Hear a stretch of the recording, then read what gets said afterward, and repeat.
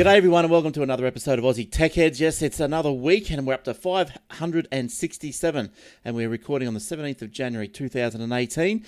Welcome one and all. We are brought to you by athwebhosting.com.au. If you want some web page or email hosting or whatever you like, athwebhosting.com.au. About 3 clicks to get a WordPress installed. Can't get easier than that. All right, don't forget you can catch us on the Aussie Tech Radio as well. You can find that at aussietechradio.com. That go there for the instructions and it'll tell you how to listen. But pretty much you just download the TuneIn Radio app, which is cross-platform no matter what device you're on. TuneIn Radio app, get that installed and search for Aussie Tech Radio. Listen to us on Spotify as well. And wherever else all good Aussie Tech Head podcasts are found. I think we're on archive.org. You can get us on the youtube.com/Aussie Tech Heads and follow us on facebook.com/Aussie Tech Heads and send us a message, send us an email or whatever you like to do. You can get us on the Twitter as well, just quietly at Aussie Tech Heads. How's that? All right, this week we have Jordan. How you doing, Jordan?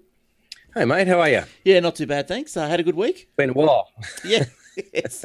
Been a week. Yeah, how's your week been? Pretty good? It's been long, so it's been a while. No, it's been a long week. Oh, it's been a warm week, and it's going to get even warmer, they say, over the weekend.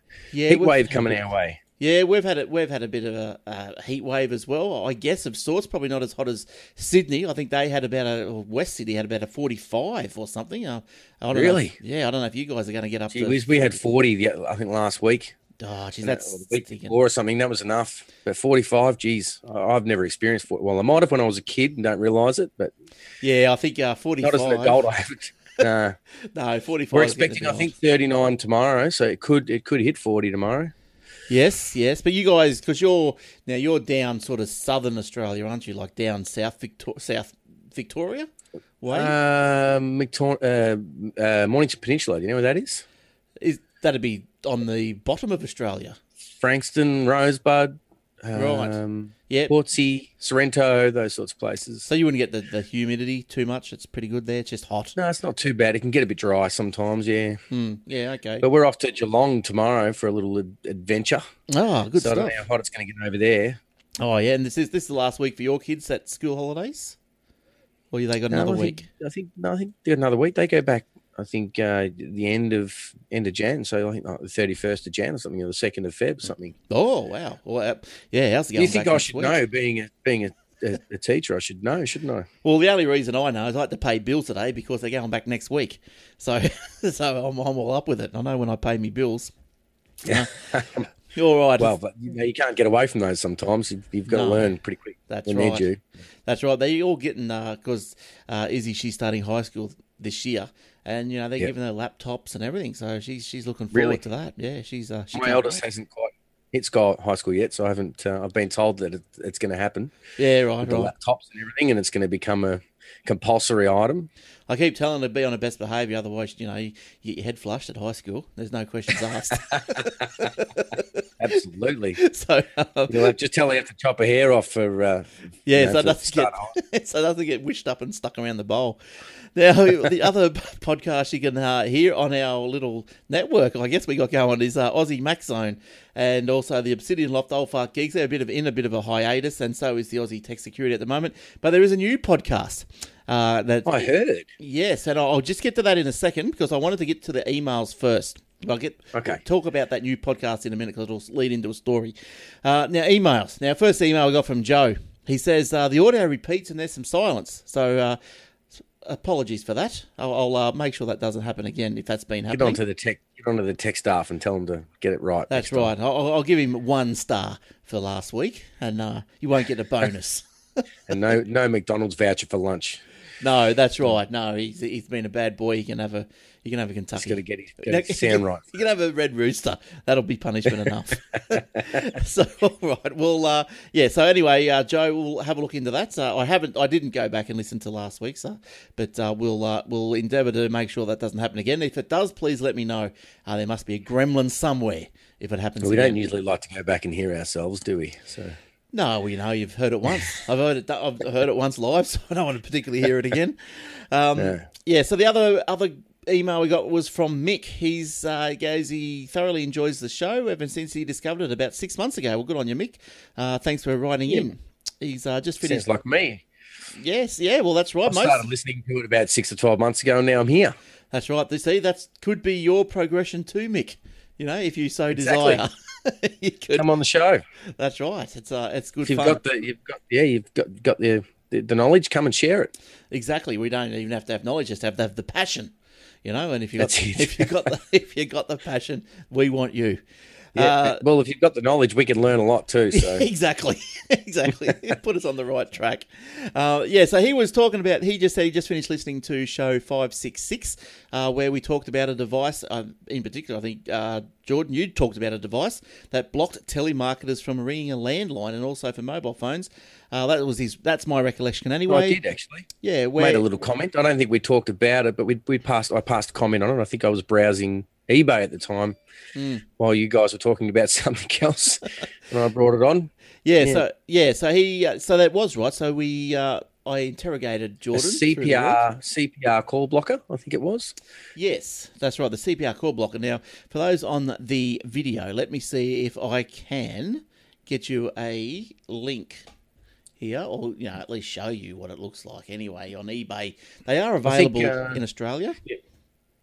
Yeah, they are available in Australia. That's what it looks like there. So if you get... I can't see it. I've only got a picture of me up there at the moment. So. Oh, okay. Yeah, sorry, you can't see. Must be because there's only 2 of us today. Oh, I don't know why that is. Yeah, I don't. There's usually a little square at the top. Yes, there is too. Okay. But anyway, I'll explain it to you as well. That, it's a little device and it's got a big red button on it that says block now. So as the call comes in and you think it's a scammer, well, you just push the big red button, it puts it in its memory, and there it is. It won't ring again. But it also comes pre-configured with about 1,200 numbers to block, from what it said on the thing too as well. Yeah, so it's pretty good. It's on eBay, posting from Wetherill Park, New South Wales. So if you bought it today, you'd get it before the 23rd of January, which is next week. And it's called the CPR, as in resuscitation, CPR call blocker. The V202. I've wanted to buy one for years for my mum, and I've never done it. They've always interested me, but I think with mobile phones, I think everybody's just getting so mobile that we haven't really had a need. A lot of people are just switching their home phones off these days. Yeah, well, we've got a home phone, but we don't even have a phone plugged into it.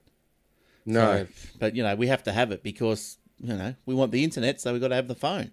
It's crazy how that works. But my only concern with those is I'm not sure if they'll work with NBN, so that'll be the test, won't it? Yes, let me see if I can. I think NBN switches everything over to VoIP. Your phone line actually goes over the internet when you switch over to NBN, whereas before you've got NBN, you've got an actual phone line. Yeah, so I'm not sure if it requires an original phone line or not, or whether it works with the NBN lines, VoIP lines. So it says it comes with a pre-programmed list of numbers, which is deemed to be nuisance callers. The companies which are selling by phone using overseas call centres, blah, blah, blah, simply choose to block calls from a range of callers that can include private, unavailable, withheld, or international, etc. Connects in seconds. Simply quick and simple to connect to. Mains power required. Uses the power from your existing phone. Oh, so no mains power.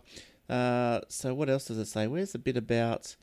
what does it actually do? If it blocked a private number, it may block all private numbers, but a lot of spam callers come through they show their numbers. I'm not sure if they're allowed to block them, but a lot of them do show their numbers. I know on the mobile phone, I can block multiple numbers all the time. Yeah. So from what I gather, it sits between the phone point and your phone. Yeah. And it's got a big 3-inch screen, so it's easy to see the digits. Very easy. Big number. 3 So if you're talking to that guy you can't understand on the other end of the phone, you just go bling. Yeah. So so it looks like it's not a bad little device. Yeah, you're right. It doesn't say anything about NBN. So do your due diligence first. Send the eBay seller an inquiry about. Look, NBN. I know with fax lines they never worked over VoIP years ago when we were using VoIP lines, but it's not like you're trying to send a fax over VoIP. You're just blocking your phone calls, so it probably will still work. Yeah, it could do, as long as I guess as long as the NBN box transfers the calling number through to your phone or to the device. I'm sure it does. So yeah, it'd be right. But yeah, ask the question. Be on the safe side. Yeah, just check it out before you spend all the money. I think they're only about $60, are they? 60 or somewhere between 60 and 100 on eBay. Yeah, this one's $84.99 by it now. So so 142 of this one sold. You get one from Hong Kong or China or something, you might even get one a bit cheaper. Yeah, but probably you're prepared to wait a few weeks delivery. Yes, that's right. But look, I don't know. Yeah, that's right. You get it cheaper, but just get one from Australia. That'd be easier. Yeah, support the Aussie sellers. The Aussie eBay dude. Well, you'd hope so. Now, okay. CPR call blocker, V202 call blocker, and call screener. Go and search on that on eBay.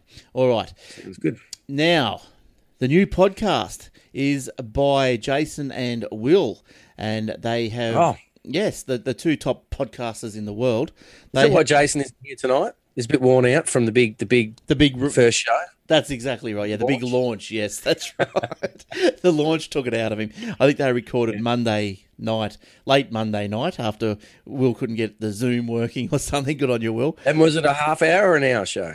It was about 35 minutes, the first episode. So kind of half the time, and he's worn out on the launch. Must have been a big show for the launch. Huge show. Yeah, after show party, everything. It was crazy. I wish I was there. Now, so the Aussie Tech Crypto. So, Jason, he's into... he loves it. Yeah, loves it. He loves all the Bitcoins, the Ripples, the Ethereums, the everything. So AussieTechCrypto.com is the webpage, just a simple little webpage with the videos of them, the YouTube videos. It is coming to iTunes. So keep searching iTunes relentlessly until it appears there. We're just waiting for iTunes to approve it, but should be there. First episode should be there fairly soon, you would hope. But otherwise, until then, is there a link to it on Facebook or something, or a YouTube video already somewhere? Yeah, on YouTube. I'm sure that it came up on my phone the other day and you were able to view it. Yeah, I think I posted it to the Aussie Tech Heads page. But anyway, it is on YouTube anyway. And I think I think he even put it on the Aussie Tech Heads YouTube page. So it's attached as like a playlist or something. So you'll find it. But if not, just go to Aussie Tech Crypto, AUSSIE. Oh, that's right. Yeah, TECHCRYPTO.com, and you'll find it. And look, I listened to the first episode, and it's great. It just explained the beginnings and the guts of the Bitcoin and all these cryptocurrencies. And I should have listened to it myself. Yeah, I found it quite interesting. I'm getting people asking me a lot about that crypto stuff these days, and I don't know how to answer them half the time. So maybe I'll learn. What do they ask you that for? They think that you're the just because it's all the talk. Yeah, well, it's just because it's all the talk, I suppose. Have you heard about Bitcoin? Have you bought any? Oh, yeah, right. Well, you were telling me just before that you have bought Bitcoin and sold Bitcoin, or bought something with Bitcoin. Not sold. I've only bought some and shopped with it. Right. So where did you shop? What did you buy? Where did you shop at? Well, I just bought some cloud services. Oh, that's right. You did. I think you said that last week. Yeah. And I used the Bitcoin to pay for it, but they don't offer that anymore. So I'm back to using the good old credit card, because I think there's a few places that have been scared off from it now since all this drop, because it dropped in the market, or it went up and went down. And as I think there's a few people that are just going, whoa. Someone said, I think I read an article the other day, or browsed over one, that Microsoft has just stopped using really? Bitcoin or something on one of their taking Bitcoin as payment for things or something. Oh, right. One of them, I can't remember. Look, my information is maybe not 100% accurate, but it was something along those lines. You'd have to listen to the crypto show to get the correct information. But I've thrown a couple of $100 at a market I use this BTC market.com or whatever it is. Yeah, btcmarkets.net. .net. Yeah, so it lists a few of the cryptocurrencies anyway, and current pricing and all that. But I guess you send your Aussie dollars in. Once they receive it, then you can go along and buy whatever. You got little graphs, little candlestick graphs. I never really understood a candlestick graph, but I do now. Yeah. So hang on, we got an update, a live update from Joe. He's just responded to an email. He says, this is a live update on the show. It's the audio. He doesn't watch the video. I'm streaming via mobile phone to Cast Stereo using the app Castbox via Android. Oh, so maybe might be a cast issue, could be? Don't know. I don't know. I will go back, Joe, and have a listen to last week's and just see what happens. Or just to confirm, unless it's his Bluetooth or something cutting in and out, but it doesn't mean why it should repeat. But anyway, it might not be his fault. It's probably something else. Yeah. Yeah. So anyway, if it happens this week, let me know. Come back to that. Yeah, let me know. Yeah. Absolutely. Now, so anyway, the BTC markets, but the big news is this week, the Bitcoin's been surging. I think it was only just seems like yesterday and pretty much was yesterday that we were talking about, the Bitcoin was 7,000 and how it was just going up. And then the next week we did a show, it was 10,000. Next week we did a show, it was 14,000, blah, blah, blah. And it went all the way up to about 22,000, 26,000. Yeah, it got right up there. It got right up there, but now, it pulled back quite a lot. Right now, this second, it's worth 13,840 Australian. So it has pulled back quite a lot across the board. The currencies have fallen, but people are saying that's because it's January and people are taking tax things into account, which I think the US tax cycle ends in the calendar year. Look, it's still a lot compared to what it was anyway. Oh yeah, it's a lot. That's like say about a third, or it's a half. Let's say it's dropped 50%. Yeah, since it's high. No, but I mean it's still worth more than what it was. Oh yes, that's right. before the boom started. Yeah. Yeah. Well, I bought into Ripple. So look, I've taken a hit of about. Yeah, Jay's got some of that too. He said. Yeah, he sold out. He sold out and bought Ethereum. So. Yeah, so he's ditched Ripple. So, but anyway, listen to the podcast. He goes through all that sort of stuff. But the story, this week about the actual Bitcoin, it's had a massive sell-off, as I said, across the broader cryptocurrency market as well. Ethereum's down 23%, and Ripple is the next one, plunging 33%. God love it. Now, South Korean news website Yonhap reported that Finance Minister Kim Dong-yong had told a local radio station that the government would be coming up with a set of measures to clamp down on the irrational cryptocurrency investment craze. And I think some punters are saying that, or some analysts are saying that sort of rhetoric or that talk from the government person in South Korea has caused that, the bit of shaky stuff, and might have caused a bit of the sell-off. But I think Bitcoin will probably just stay about maybe where it is. Who knows where it should be? But I think the others have got a little way to go. Come on, Ripple. I'm on you. Come on, let's go. But yeah, so that's what's going on there. So yeah, so it's pretty easy if you want to get into it. But go and seek your financial advisor's advice before you do. For goodness sake, don't just jump in because some nuff on a podcast said to. Okay. Yeah. All right. Now. Something in my throat. Okay, now next story. So we're off with that because go and listen to the show. Video and thing. Well done, Jace. The first episode, excellent. Vodafone has been caught doing a naughty thing. They Oh really? Okay. Yeah, they've been reprimanded. Okay. It's been reprimanded for failing to confirm the identity of at least 1,028 customers, prepaid mobile customers. Wow. So excuse me. I might just have a little drinky poo. Hang on a second. Oh, that's right. There's that gap in the sound again. That was an intentional gap, Joe. Don't worry about it. That was intentional. Yeah, I got a flea in my throat. Yeah. Or something. Yeah, so anyway, Vodafone. They're, crazy stuff. So they're software glitch, apparently. And so what had happened is 1,028 customers signed up for the prepaid mobile phone. They, when they're authenticating themselves with the call-up service or on the line, there was an option that said, have you been authenticated in store, with your ID and all this sort of stuff? And even if they hadn't, they go, oh yeah, authenticated in store, tick, and away they go, connected. So this happened between January 15 and January 2016. So Vodafone has since taken steps to confirm the identity of those customers or cancel services in cases where this verification wasn't possible and resolve the issue. Then Vodafone said, we can assure our customers that our systems and processes are robust and we are continually working to ensure we act in accordance with the law. Yeah, so I guess that those are the days that you want, isn't it? You want to get these phones and no one knows who you are. You just call anyone, do anything, burner phones like the movies. There they go.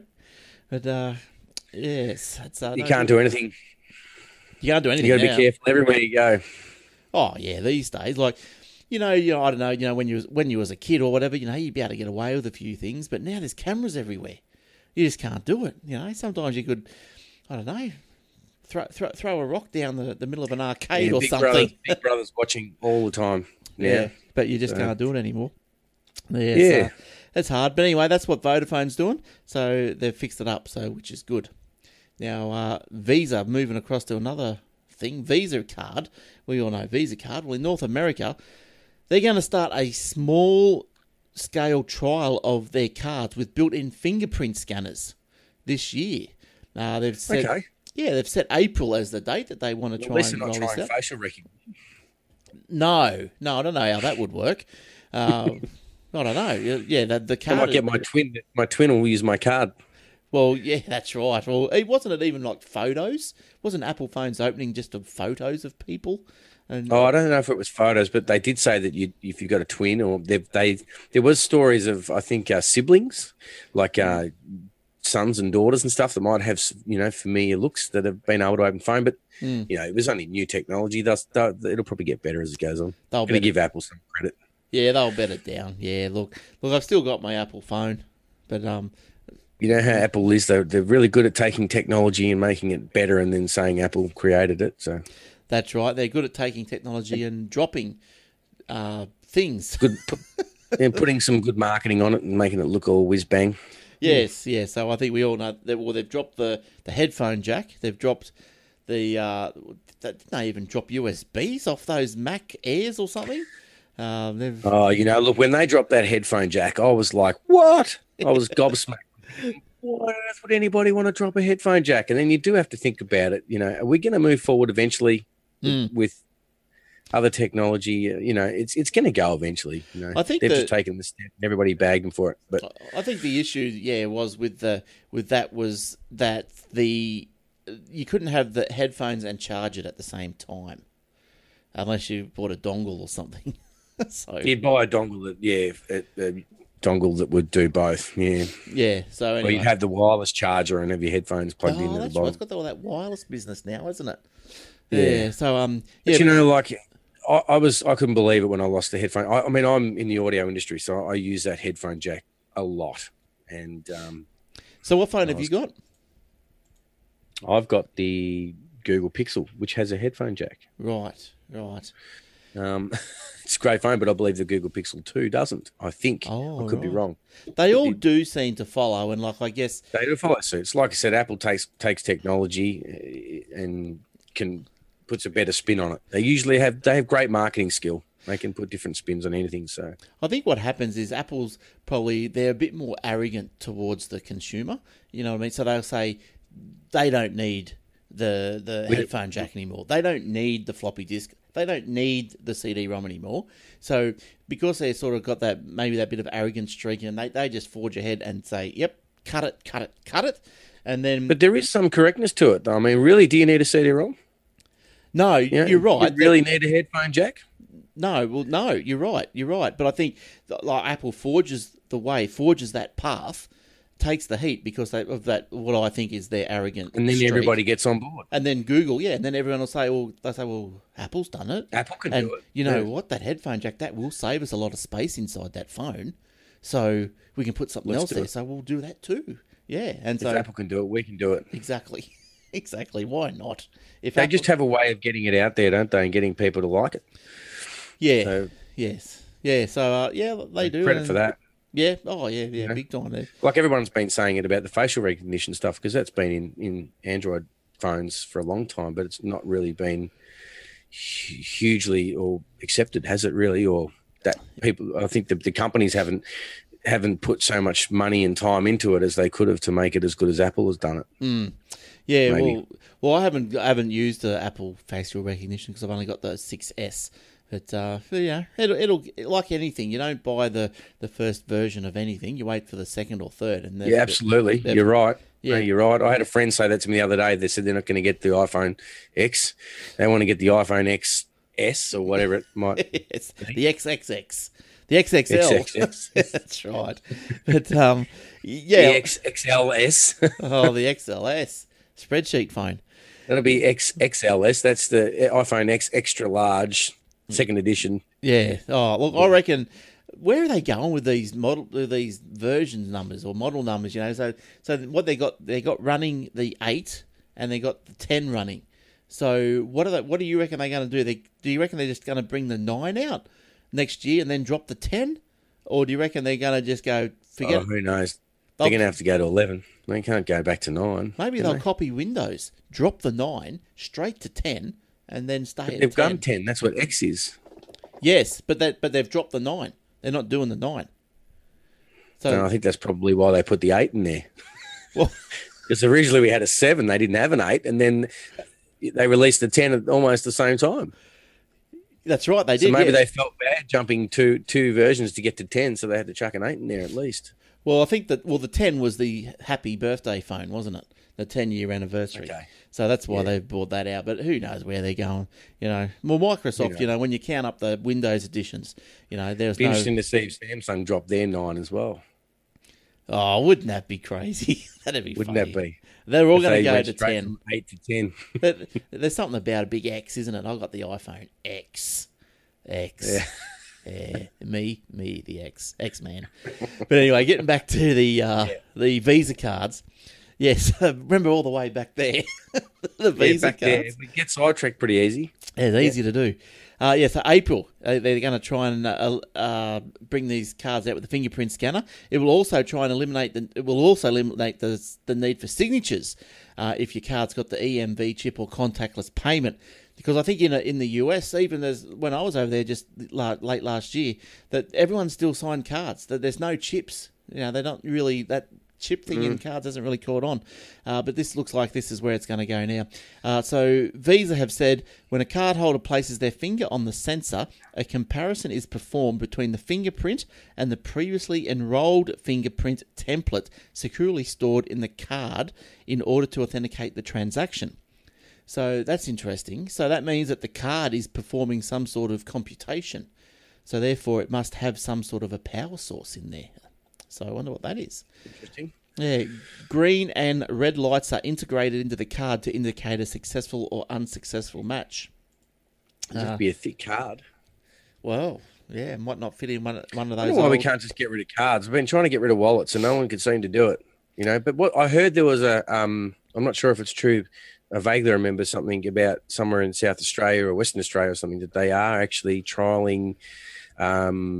Like boat licenses and stuff like that in an app in your phone or something. Boat licenses, and they want to bring car licenses and stuff like that into it, and hopefully eventually get rid of the license, having to carry a license around with you that's legit inside the phone. Then that way you can pretty much get rid of your wallet altogether. All you'd need is just a pocket to put your cash in if you're carrying it. Yeah, I mean, we really need a card these days when you've got PayPass or whatever it is. Yeah, well, look at the size of NFC in your phone, I should say. Yeah, like look at the size of your wallet. Look at this. That's right. You can pay with your. That's right. I mean, I've got a motor pass card, so I don't have to have receipts in my wallet. All I have to do now is get rid of the licenses, and I've got NFC for anything else. Yes.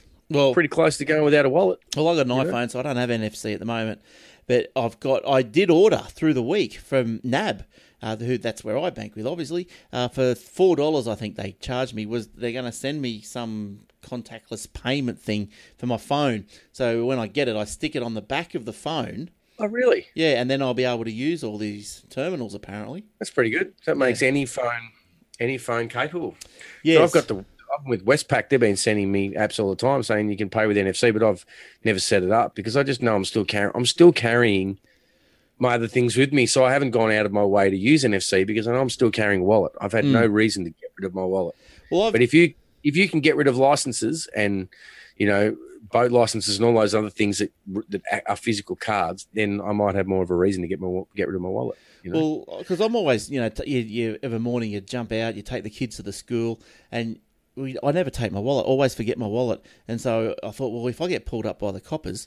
Like, well, geez, I've got to have my license on me. So that's it. So next best thing, hopefully we'll pass. If ever that happens, I get caught, or pulled up for anything. Is I've just taken a picture of my license and just kept it as a photo in my phone, and then if I get pulled over, I can say, well, here's a photo of it at least. Anyway, So they can at least look up the driver's license number in their computer. Yeah, that's right. They really don't need anything that these days. The police, when they pull you up, they can get anything they want just from the registration. But even like I got my license renewal today, actually, and it said that I can just renew online. And I'm thinking, well, the photo that's on there now is like 5 years ago. And you can really. I think it's only that you've got to. There's a limit. I think you have to get a new photo every 5 years or every 10 years or something. But the 3 year one you don't have to. The 5 year one you don't. I think it's 10 because I've got it right here. It says, renewal on the internet. To renew your driver's license, you will need to have the document number, a credit card to pay your driver's license. Yep, you will not be eligible to renew. Renewal in person. I think it's 10 years. I did read that. Yeah, it's 10 years. Yeah, pretty sure it is. Yeah, I can't see now where that I just had mine done a couple of years ago, and I think it was the 10-year one. Oh, yeah. Your most recent digital photo and digitised signature were taken more than 9 years ago. You have to go in. Yeah, so there you go. Yeah. There you go. There you go. You're all up to date with Queensland transport law? Good. I'd be interested to find out about that app, though. That's something I should look into. I'm curious to know that one, whether it's Western Australia or something. They're using boat licenses and fishing licenses and things like that all within this app. So you don't need that. You don't need to carry them with you as long as you got the app in your phone. Yeah, well, that's good, isn't it? Like, even though you might get pinched doing something, and they say, "Oh, well, you don't have your phone on you," but come down to the station, you can log into whatever. We've got the app at the station. Just log into it, and and if you've got your phone locked and set to erase if you lose it or something, then you're not at any risk of losing your ID or information to some, profile stealer, so to speak. Whereas with your wallet, you lose it. Someone can take it. Well, that's right. And well, if you lose your license, geez, it costs you another $150 or whatever it is. You can lose your credit cards or something, and someone can go and have a ball for a day until you cancel it. But if it's in your phone, they've got to get through the passcode or your fingerprint scanner before they can use it. So it's actually more secure to keep everything in your phone than in your back pocket in a wallet. But are we going to see an increase of amputations? Who knows? But when a car... What's that, for a digital chip in your arm? No. So, people steal your card and all your devices, cut your hand off just to get your fingerprint. Oh, so, yeah. So you can use them all. Or your eyeball for facial recognition. That's right. Pull with a chopstick. I've been watching too many movies. So facial recognition. Yes. That's right, yeah. Take your whole head and hang it up to the machine, yeah. Yeah, that's right. Put your eye into it and everything. Knock your head off. Yeah, yes. So this Visa card follows earlier trials by MasterCard. They've been trialling fingerprint sensors since 2014. Oh, wow. Now, Visa launched this broader biometric authentication program featuring iris and facial scanning in September. There you go. So facial and iris scanning. I just don't know why they even bother with cards anymore. I really don't. You're right. Like, yeah, you don't really need a card anymore. Like I said, the only thing that's making me keep mine is my license. If I didn't have my license, I would be forced to switch on my NFC and try to make that work a bit better. I remember when they trialled those smart chips in the Visa cards. I remember going up, I think down in Coolangatta, a few merchants had the terminals, and you could use those chips. You had to get a special card and like a beta tester you were. I was there. It was cool. Yeah, yes. Now let's move on to another one. Now, did you have a couple of headlines there, Jordan? I have a couple of headlines. I had a pretty rushed day, so I did kind of get a couple of headlines. I was going to try and read off, but knowing my luck, the page is probably refreshed now since I looked at it. All right. Well, while you do that, Microsoft is releasing a new Elite controller, or rumor. Was it a rumor or was it actual? An Elite controller. According to information allegedly leaked on Reddit, Microsoft may be currently working on version 2 of their $200 Xbox Elite controller. The so-called leaked information indicates that version 2 of the controller will support Bluetooth wireless connectivity, a USB-C wide connection, and brand new charging system akin to Apple's MagSafe, and a magnetically, I should say, attached power connector. Right. In addition to this, anonymous Baidu, I think is user. Is that right? Oh, Baidu, I think that's some sort of Google or something in China, some sort of platform. Okay. Claims that the controller will support 3 interchangeable user profiles, 3 level hair trigger locks and new design for rubberized grips, which have caused grief for elite users since the controller was released in 2015. In December of last year, Microsoft filed a patent for an adjustable tension mechanism for the thumbsticks on the Xbox One controller. It's possible that this technology will be debuted in the Elite version 2, as the image below, which you can't see, shares a striking similarities with the blueprints featured in the patent. Yeah, okay. Yeah, so it says, and it finally says at the bottom, while none of the above have been officially confirmed by Microsoft, it should be treated exclusively as a rumor for now. Yeah, so they're saying that it is a patent that kind of, people put these rumors together and they quite often do become true. So left on a bar stool in some dingy bar somewhere, and there you go. Someone's picked it up. What it was a surprise. But if they work on a new controller, it could be good. Yeah, whatever, yes. I'm not a big gamer. Got an Xbox 360. No, neither am I, but if those 360 gamers are out there, they'll be itching to know what's going on with that. My favourite game on the Xbox 360 is Dig Dug. You probably don't remember Dig Dug. No, I've never even played an Xbox 360. I had the Xbox, the first Xbox. I played tennis and all those things for hours, lost hours. That's why I don't play games. I lose too many hours too quickly. Yes, that's right. I don't play games. I've got no. Put it on. I'll have a play for half an hour, and you look at your clock. It's 4 hours later. Yeah, I got no games on the PC. Yeah, I'm off the games on the PC, but on the Xbox, Dig Dug. It's an old game. It's an old arcade game. It's, I don't know, it must be 30 years old, something like that. But must be more, probably close to 35. Really? Yeah. Wouldn't you get that on like MAME or something like that? Something you could. Yes. You could, but I want it on the Xbox. Or on that website. What was that archive website or something that Jason, you and I were talking about a while back? Yeah, the archive.org. There was the Flash arcade games. Yeah, I don't know what, but if you Google it, you'd find them. But look, what else did I buy? They're only like $10.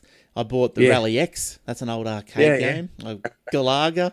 For Galaga. Yeah, Galaga. The original Space Invaders. And, I just wanted to play these things. See, with MAME, you still got to play it at a keyboard on a computer. So I just wanted a joystick. I wanted my fingers to do some old work. School. Yeah, some old school. Yeah. I did get another headline here that, but I didn't get into it. What was that? The Windows 10 control panel modernization continues. I haven't even opened that story up, but that sounds interesting. I wonder what happens there. Samsung Galaxy 9. What you need to know about the iPhone X rival. So there's the 9. We didn't think we were going to get one. No. Before. We might skip it. We have the 9. But just before you move on with anything else there, if you're on the video, I'll just quickly show you these modernizations for Windows 10. So have you got a story on that, have you? No, I just pulled it up just then. Oh, okay. So I'll just quickly show. Look, it looks a bit of... I can't see. I haven't got a screen up there for some reason. No. I said that to you. I don't know why I'm not. Is there something I can change here, maybe? I think it's coming from... I'll try and change that for you in a sec. But there's a couple of red... it looks like a bit more colour to it, which is good, doesn't it? So there's not many pictures in there. So it was the control panel, they said. Is that right? Yeah, yes, that's right. Where you do your fonts and all this sort of stuff. Look, hang on, just bear with us for 1 second. I'll try and get you the camera. There you go. Oh, it's upside down. There we go. I can see it now. Is it upside down or is it right? No, it's right. I can see it. All right. It's perfect. It's a bit blurry, but I can see it. Yeah, all right. I can't do much about the blurriness. That's normal. Just how it is. Video. Yeah, so one area where this is a particularly plain-looking control panel, the control panel spans many eras of Windows development, and so Windows settings are spread across 3 different styles of interface. That's right. That's right. You can go search for control panel. You get this new black and grey version of the control panel, which I don't like, or you can get the original version of the control panel, which I like. I love the original. I always try to bring it up, but you've got to search it in the search bar and get the original. Well, you know where everything is, don't you? And it's just great. The Windows just too plastic in the system it's in now.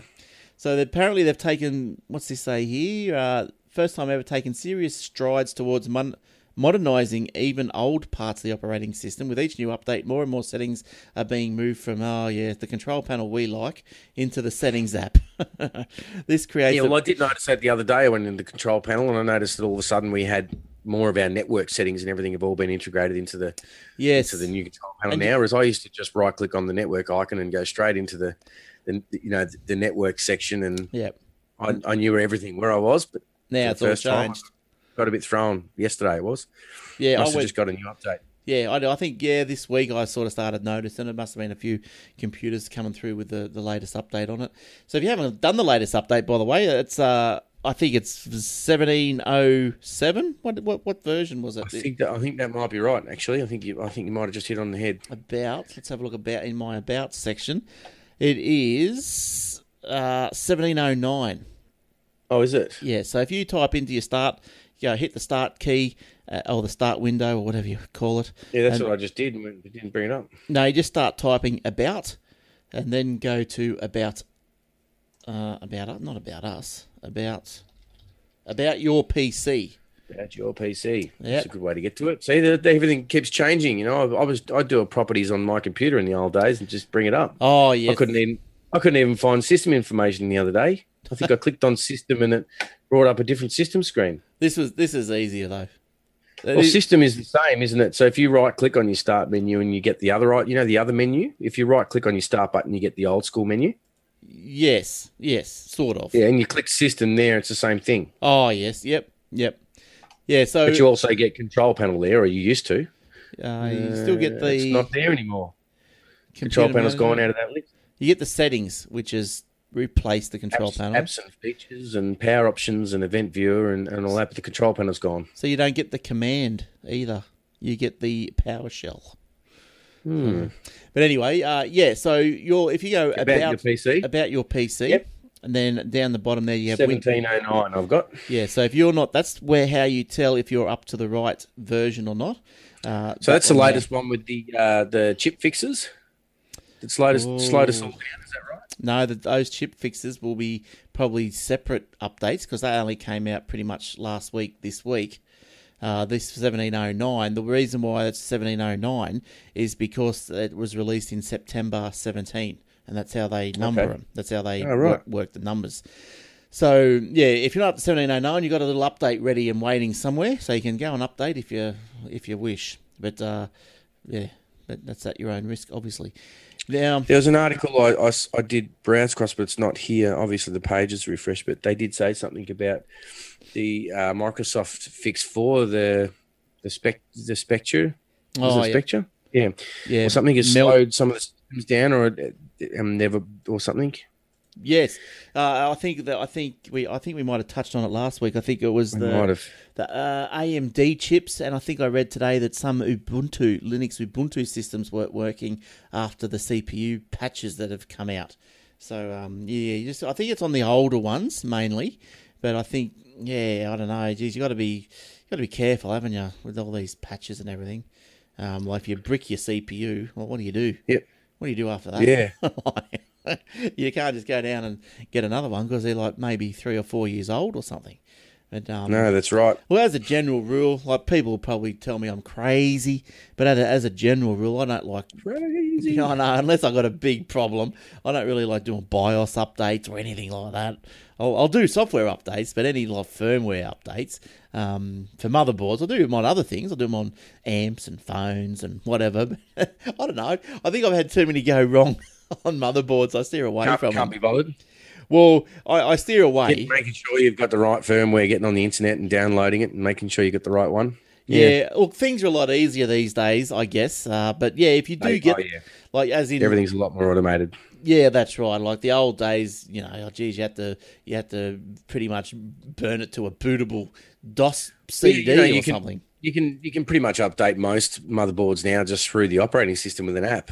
With an application, you don't even need to go into the BIOS or load any disks or to flash anything. It can all just be done. Yeah, usually through an app. And I think a lot of the BIOSes now have got their own search and discover updates and all this sort of stuff. So it is getting a lot easier. But yeah, geez, I have bricked a few motherboards. Here's another Windows headline here for you. Today is the last day that Windows 8 users can upgrade to Windows 10 for free. Oh, I thought they stopped it ages ago. So did I. So if you're still on Windows 8.1, good luck to you.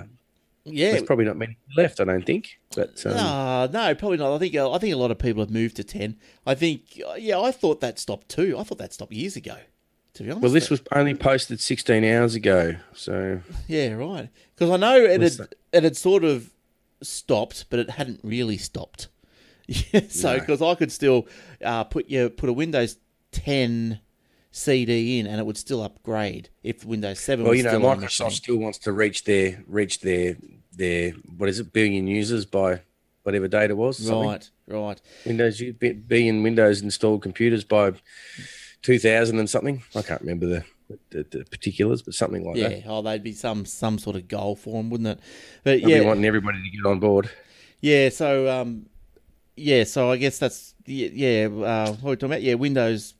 Yeah, but I think when they did say it stopped, that still worked, but there was another workaround, and probably this will still exist, is that you can still go through the accessibility settings and still somehow, still upgrade for free. But really? Look, I think Microsoft might be in a little bit of a world of hurt at the moment.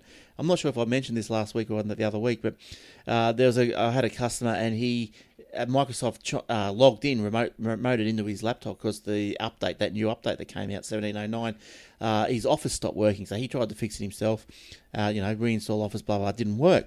And so he rang up Microsoft, and they said, well, it's not working because Windows 10 isn't compatible with your machine. But although he had Windows 10 on the machine. And so, because Microsoft just relied on, say, the web page of the manufacturer, say, I think it was Toshiba, and they looked up his machine and said, no Windows 10 drivers, so it's not compatible. So Microsoft remotely, moved him back to 8.1. And the machine didn't come with 8.1, so he didn't have a key. So when I got it, it was deactivated, it was unactivated, and I'm just going, what's going on here? Do I really have to put Windows 7 back on this? So I rang up Microsoft, and I just said, blah, blah, blah. And they go, all right, we'll activate it. And I said, well, why are you there? I said, he did have Outlook on it as well. He had a standalone Outlook, but we can't get the key. Doesn't know where the key is. We can't get it out of the machine because you've just formatted it, blah, blah, blah. And they said, what version was it? I said, I think it was about 2010. And they go, hang on, I'll get a key. So they gave me a key and put it in, and it worked. So straight off, no hassles, no questions, just bang, there you go, here's the keys. It was old 2010, obviously, so I can't say... So what, you're saying that he had Outlook on there that came with the laptop or came with the operating system? No, he had the Windows, well, initially he had Windows 7. He bought off Home and Student 2010. That didn't come with Outlook. That didn't have Outlook, so he went out and bought Outlook by itself. So he did have a separate Outlook, that he paid for separately, right? Yeah, so it was around about the 2010 because he had a... I went and bought a key off eBay. I don't know how legit they are, but it was only about... Well, they say on eBay that they are. It was $12. Yeah, that's not right, is it? And they said that guaranteed lifetime key, so I took it and plugged it in. Look, you can't download the operating system until... from Microsoft Online until you've inputted the key into their website and they verify the key's legit, and then they say you can download the software. So, and then they gave me two other links. They emailed me what did you buy? They emailed me the link. 2010 Pro. Yep. Windows 2010. What am I saying? Windows 10. 2010. Oh, Windows 10 Pro. And it was like $11.99, but in the link they sent me two other links to two places I could download the disc, but they also linked me to the Microsoft one. And I clicked on the Microsoft one. I thought, I'm not going to download it from some bogus website I don't know, because then it might not be legit. It might be a way to give a cracked copy of Windows or something. So I thought I'll get it from Microsoft and I'm going to test the serial out. I put the serial in and Bob's your uncle, straight in. Yeah, I think, well, you can download Windows 10.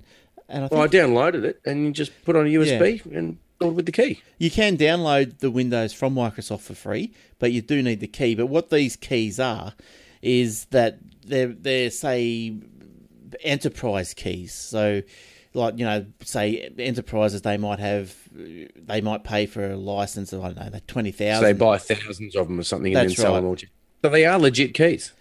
They are until they get stopped. If you're careful and you buy the right one, until it gets stopped. Yeah. Really? So, yes. I bought one for my mum going on a couple of years ago now, and she still had no dramas. Yeah, I've well, even reinstalled Windows a couple of times and redone it. So, but I guess somehow if that company, I don't know, I'm not sure how it works. I think you're probably pretty right now because once it's activated, it's activated. They probably don't deactivate the Windows ones. But I know, like, I bought a Photoshop off eBay or one of those ones. I think Aussie or whatever it was, real dodgy. I thought, well, it looks right. It's in a case. It's whatever.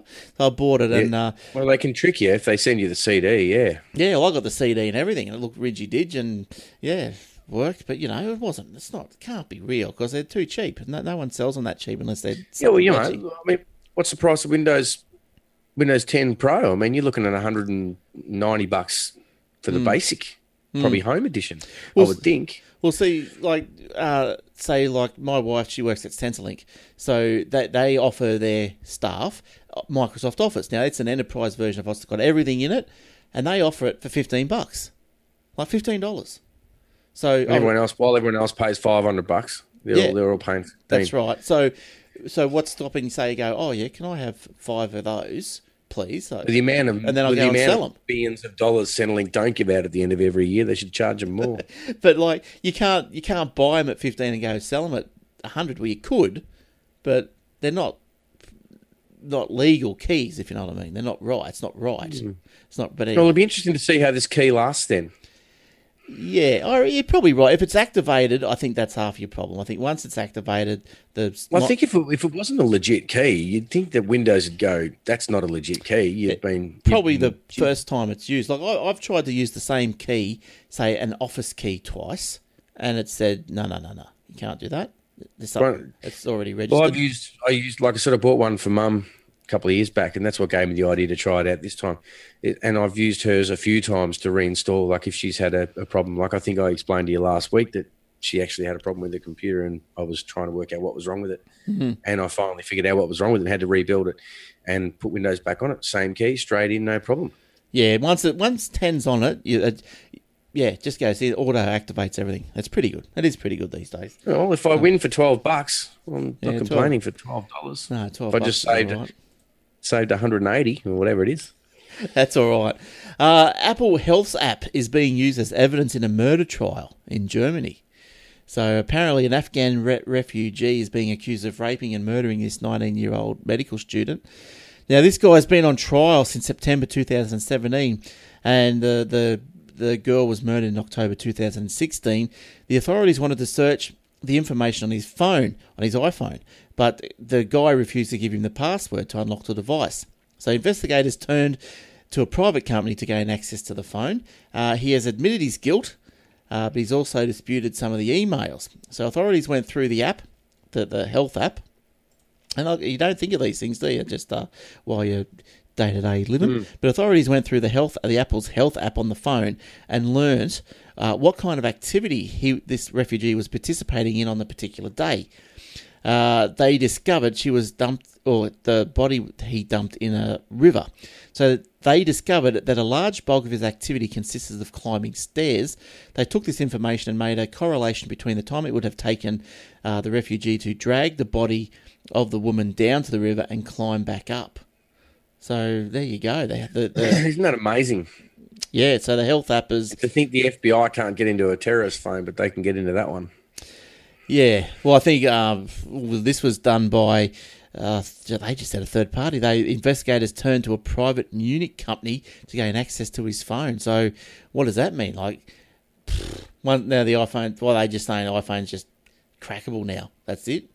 Yep, there was no real... Well, I remember the big debate on the thing with Apple. There was no way they were going to give up. I know. And open that phone up for that guy that the FBI were trying to get onto, or some terrorist or something. And wasn't that now they can get some third party to open up that one for that. Yeah, so I think it's open slather on the iPhones. It's open slather. Maybe it just depends on how much of a stink you kick up about it and how much you're willing to go to court and fight for it. Maybe. Well, maybe, I think, is it Apple? No, I think it was Google got a bit of issues over in Europe, haven't they, with things that they're doing? Anyway, Facebook. They all do. Yeah. One point or another. Facebook plans major news feed changes to improve your well-being. There you go. I was nearly going to read that one. Well, I don't know anything about it, so go ahead. All right. Fill me in. The planned changes which focus on reducing the number of public posts from businesses, brands, and media. Well, yes, I guess so. I guess that could be of value to me because, yes, you do. And if you like a lot of businesses and a lot of pages, not including ours, of course, because hopefully we're still going to come through. But if you like a lot of pages, you do run the risk of your feed just being, business and sort of like posts, you know what I mean? From places that you've liked. So normally, if I want to see what friends and stuff have been doing, I normally go in and just go most recent posts, and I'll probably get more of what my friends and stuff have been doing. I think too that if you really take a good look at how many ads you receive, is it many in comparison to the junk that people keep re-sharing? Yeah, because I noticed that today, if you look at a post, you might comment on it, but then because you've commented on it, that post stays right at the top for ages because just randoms just keep commenting on it and it keeps pushing it up. Well, you like it, and then you keep getting notifications because you liked it. So in Mark Zuckerberg's message this week, he talks about how much research has shown that strengthening our relationships improves our well-being and happiness. Nice. We feel a responsibility to make sure our services just aren't fun to use, but also good for people's well-being. So, surprisingly, that will come as a surprise, that comment, to some people, not at least advertisers, which are keen to, get their sponsored ads in front of as many eyeballs as possible. The CEO said the changes means users will likely spend less time on Facebook and less time looking at public content. But he hopes the flip side of that will be time spent on the site. The time spent on the site will be more valuable. That is to you, to me. If we do the right thing, I believe that would be good for the community and our business over the long term. It's all touchy-feely, this, isn't it? Would you be happy if you got shares in Facebook? Are you trying to, I don't know. Does that make you happy? Zuckerberg said the company began making changes in this direction last year, but it will take months for this new focus to make its way through all the products. The first changes you will see will be newsfeed, where you can expect to see more from your friends, family, and groups. Well, I guess you could look at it another way as well. The flip side is, take eBay, for example. You used to be able to get on there and get a bargain, but now it's just all shops. It's just all commercial stuff, isn't it? There's not. You get on eBay and you search something and you look at something just once. You look at it. You go, oh, maybe, and then you go off at something, and then you get on Facebook and the ad pops up. Do you want to have another look at this thing on eBay? Oh, great! I'll be getting. How did you know I was even browsing eBay? I'll be getting bloody. That's the most annoying. The targeted marketing that annoys me the most. Yeah. You go to a website and you look at something, and then all of a sudden Google's got those little ads popping up on every website you go to with the same item. You just looked at it, the pair of jeans you looked at on Just Jeans or something. I think they're called follow me ads or something. Oh, you can't drive me mad. Yeah, you set them up through the AdSense, the Google AdSense, and they just follow you around. But yeah, I think. But it's on Facebook now. Like if you look at something eBay or something on Facebook, it pops up for me on Facebook. Says, "Oh, do you want to have another look at that item you looked at on eBay?" Yeah, right. Yeah, I think Hogan's. I think you've got to create a group in your Facebook and just have your own news feed, and just turn off all the people you don't want to follow. It just gets so full of rubbish, doesn't it? Yeah, it does. It does. I don't follow a lot of people. I pretty much only on my Facebook feed, like the one that my personal ones. I'll only follow people that I know. Like I don't just go accepting just randoms, because I don't know. Why? It's you got to start deleting friends. Yeah, why does a random one delete friends so they can thin down their newsfeed? They don't realise that they can just turn them off from the newsfeed. But I think you can follow people as well. So I guess but if you unfollow them, you can keep them as friends, but you don't have to see all their rubbish. Yes, that's right. Reshare. And I think like people you guys listen to the podcast. I think you probably won't. You can't friend me, but you can follow me. And I don't know why you'd want to, but if you wanted to. Oh, with the pages? No, just with my personal feed. But you'll only see my public posts if you follow. So you won't see, right. if you're a friend, you see the whole lot, but if you just follow, you just see the public post. I Yeah. think that's how it works. But Yeah. but yeah, I don't know. That's why would I don't know. Would you want to know what I had for breakfast? I know it's not that I post that sort of stuff, but not you, Jordan. But the podcast. No, but you're right though. There is people that just randomly put anything on there. And they're all, just anything that comes to mind, they're all bots, half of them, relevant these days. or not. Now, look, we'll end up with on this one. Did you have any more, Jordan, or I don't want to cut you off? I did have one that I thought you might have talked about, but and it's kind of another headline, but it is something I read on Facebook, mind you, where someone posted some ad and caught my attention. It says that the Google Home or Chromecast might be crashing your Wi-Fi. Have you heard this story? I did look at that one, yes. If your Wi-Fi isn't working like it should, Google Home or Chromecast may be affecting it. Here's what you can do right now. If your Wi-Fi at home has been acting up lately, your Google Home speaker or Chromecast might be the culprit. On Jan 13, Android police reported several instances where a Google Home Mac speaker was knocking TP-Link Archer C7 routers. Does that sound right? Do you know what they are? Offline. Since then, other devices have been affected by the bug, including other Google Home speakers and Chromecast dongles, as well as additional TP-Link router models and routers from ASUS, Linksys, Netgear, and Synology. According to comments on Reddit, some Google Wi-Fi users have also been affected. TP-Link explains the issue is caused by the Cast feature, which allows your phone, the Google Home speaker, and Chromecast devices to communicate. This feature sends an MDNS multicast discovery packets to discover and keep alive connections with Google products such as Google Home, says TP-Link. Normally, the packets are sent out in 20-second intervals following a recent firmware update. From some unexplained reason, when exiting the sleep state, the devices would sometimes send out an excessive number of packets exceeding 100,000. In some cases, the router is causing it to crash. I would update that firmware. I wouldn't be scared to do that one. I'd have to do that. TP-Link says the longer the device sleeps, the larger the packets bursts will be. Yeah, so that's interesting because the story I read about that actually only mentioned routers that were in the US, and I thought, that's why I didn't mention that story. I haven't heard of a couple of those routers, but yeah, I know most of them. But that story also mentioned the Chromecast, which is out here as well, and that's an issue. So I'll have to go and check my stuff out, see if I'm having issues. Yeah, well, if it's slowing down your network, I suppose just don't have it plugged in when you're not using it, for starters. Turn it off. Now, a lot of people. Yeah. Now, have you heard of the silly salmon? No. Not unless you want to go fishing or something. No. Well, the silly salmon, it's this YouTube craze that you if someone asks you to do a silly salmon, you jump into the nearest body of water, making the sound and flapping your body like an out of water salmon. So. You better register the domain name. It's going to get popular.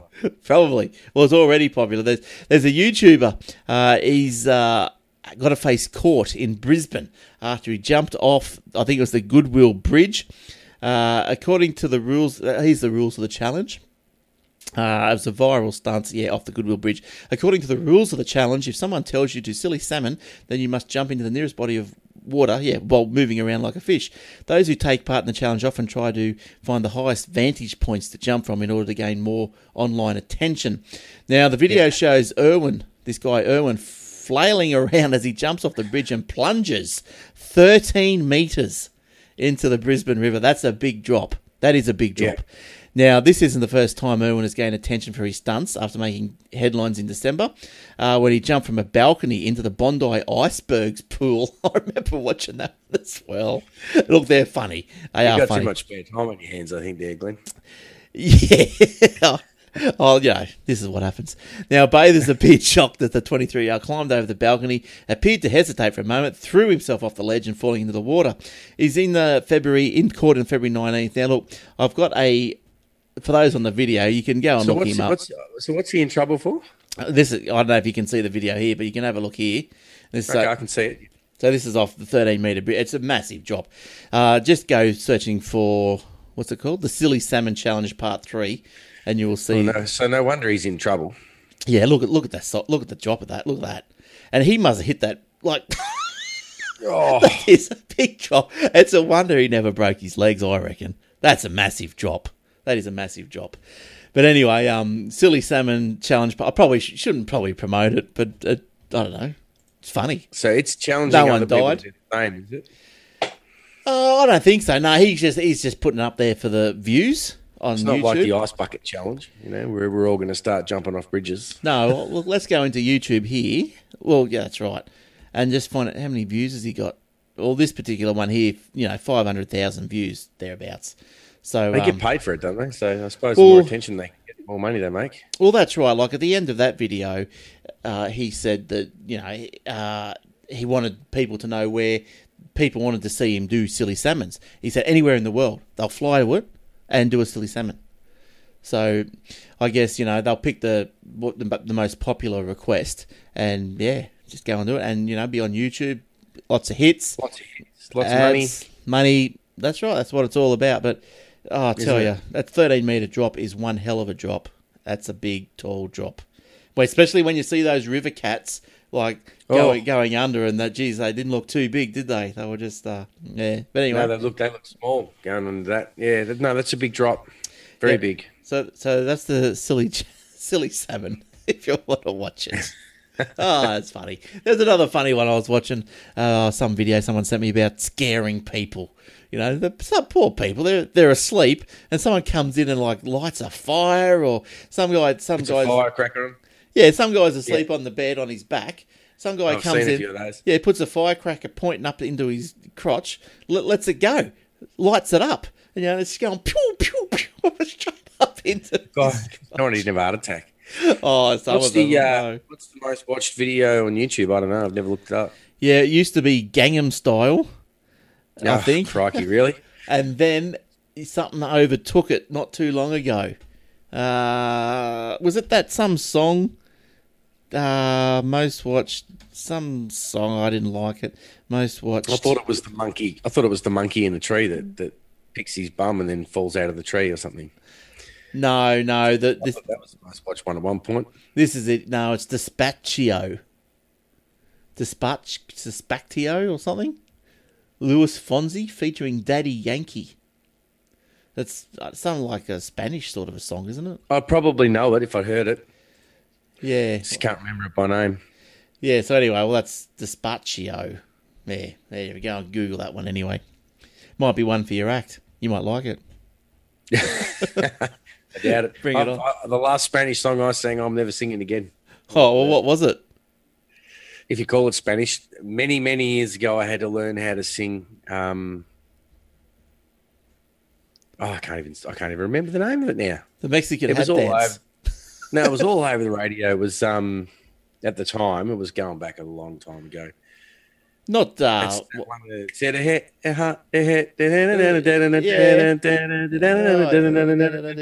the Margarita. Is that it? No. Yeah, I know the one you mean. I know that one. Yeah. I can't remember the name, but I had to sing that with a band, and I'm like, oh my gosh, that was bad enough back then. I wouldn't sing it like that anymore. I didn't even know what I was saying when I sang it. It was all in another language. I was just mumbled through it, making sounds and moving my lips to what I thought sounded like the CD at the time. That's the go. That's the go. Well, it worked. Yeah. I used to like it, but that was a long time ago.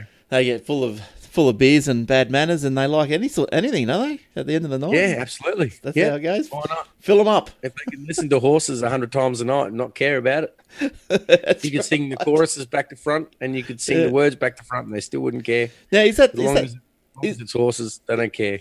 Is that making a comeback or something? That song? Oh, that's the Australian anthem in my book. Oh, pretty much. Yeah, it doesn't matter where you go, they want that song. Yeah, There's right. a handful of songs that we get asked for at every gig, and it would be, and they drive me crazy. And you ask any person playing in a band to play it, and they will smile, but they be hating on the inside because they're probably fed up with playing it. Yeah, that would be Horses, and You're the Voice would be the two biggest Australian ones, followed by K-San. Oh, yes. Yeah. Jess's Girl, they get sick of playing Jess's Girl. Yeah, They get right. asked for Jess's Girl all the time. Summer of '69. Oh, yeah. There's just a handful of songs that they just go, my gosh, are these people are going to stop listening to these songs and get some new ones? I can understand K-San, I guess. Horses, never really been a big fan. But when you go out and play, you play 3, 4, 5 nights a week, and you play Horses 3, 4, 5 nights a week.